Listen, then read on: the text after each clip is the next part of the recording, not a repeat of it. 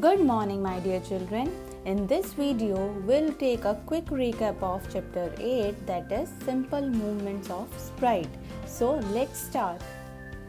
Kids, in this chapter, we learned about changing the appearance of sprite, changing color and its size, repeating actions, making sprite say something, and adding sound effects in a project. So let's take a quick look at all these topics.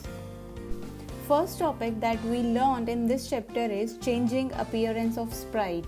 We made a project Fly a Butterfly, in which we added some costumes and then we used next costume block from looks block menu to change the costume of a sprite.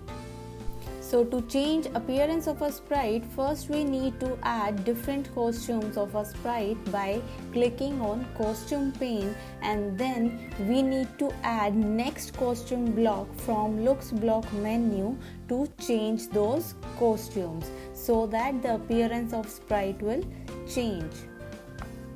Kids, in our project Fly a Butterfly, we have also used a block that is change color effect by 10, and this block we get from looks block menu. And why we use this block? We use this block to change the color of the sprite by a specified number, the number that you mention in this text box. By this point, the color of our sprite will change. After changing appearance of sprite, we learned how to make a sprite say something, and for that we used say block.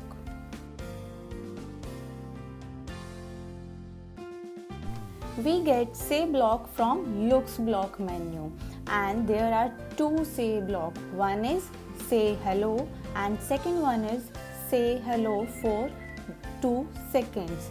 Means in first one it will say hello and it will not disappear until we stop our project, but in our second block say hello for 2 seconds, it will show or display the message only for the specified number of seconds. After making our sprite say something, we learned more about looks block menu, and from that block we have used change size by 10 block, which is used to change the size of the sprite by specified amount.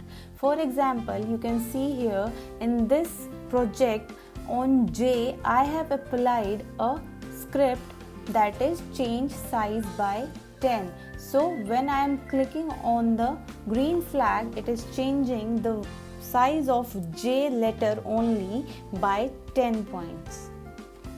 Kids, after that we have also learnt about repeating actions, how repeat instructions helps in controlling the execution of the program. We learned that you can repeat the actions of the sprite as many times as needed.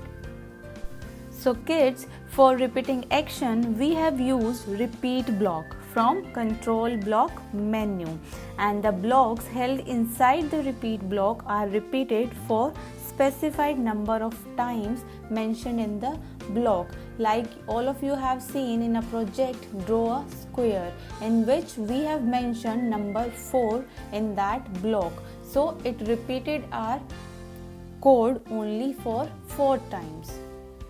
And the last topic that we have learnt in this chapter is adding sound, in which we learn that how we can add sound in our Scratch project and make it more interactive.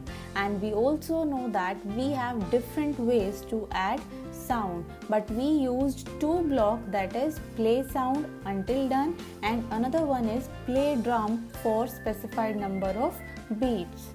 So kids, we get these 2 blocks from sound block menu, but if you are using scratch.mit.edu, in that you will get play drum block from music block menu. So first block is used to play the specified sound, and by using play sound until done block you can also record your own voice and add that in your Scratch project by clicking on drop down menu and then choose record option to do recording of your voice. And the next block is play drum for specified number of beats, and this block plays a drum sound for a specified number of beats.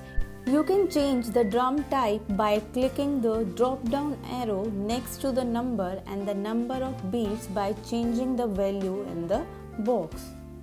So thank you so much kids. This is all about your chapter 8, and in this we have learnt very simple movements of a sprite, and I hope you all are practicing these blocks and try creating your Scratch projects.